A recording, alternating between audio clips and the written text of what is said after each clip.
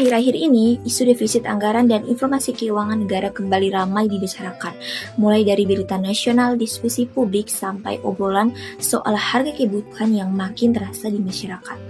Dari situ saya memilih artikel dengan judul Defisit Anggaran dan Reformasi Keuangan Negara, Ujian Nyata Manajemen Keuangan di Tengah Ketidakpastian Global. Saya memilih judul ini karena saya melihat defisit anggaran bukan sekedar angka di laporan keuangan negara. Bagi saya ini adalah soal resiko-resiko yang harus dikelola dengan manajemen keuangan yang tepat. Di tengah ekonomi global yang tidak stabil dan harga energi yang terus bergejolak, pengolahan keuangan di negara benar-benar sedang diuji. Judul ini saya pilih karena menurut saya inilah kondisi nyata yang sedang dialami sekarang.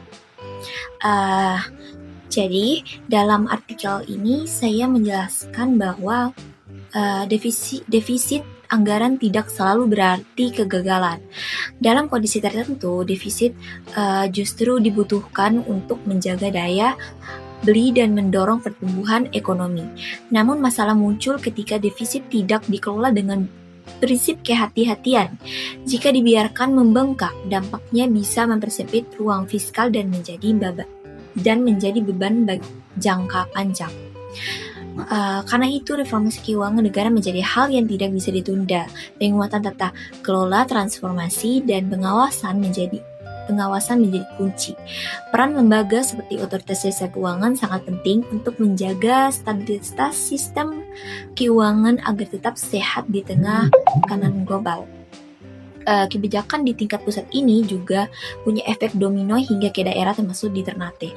Ketika ruang fiskal nasional menyempit, daerah yang masih bergantung pada transfer pusat harus siap melakukan penyesuaian anggaran.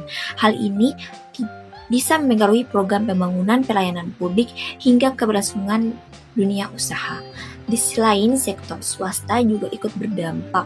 Kebijakan fiskal yang ketat bisa menekan daya beli yang akhirnya memengaruhi arus kas perusahaan. Disinilah manajemen keuangan perusahaan benar-benar diuji. Jadi melalui artikel yang saya tulis dan video ini, saya ingin mengajak kita semua untuk melihat isu defisit dan reformasi keuangan negara secara lebih dekat dan krisis. Karena pada akhirnya manajemen keuangan yang baik bukan hanya soal kebijakan teknis, tapi soal ekonomi tetap berjalan di tengah ketidakpastian. Oke, itu saja yang bisa saya sampaikan. Lebih dan kurangnya mohon maaf. Wassalamualaikum warahmatullahi wabarakatuh.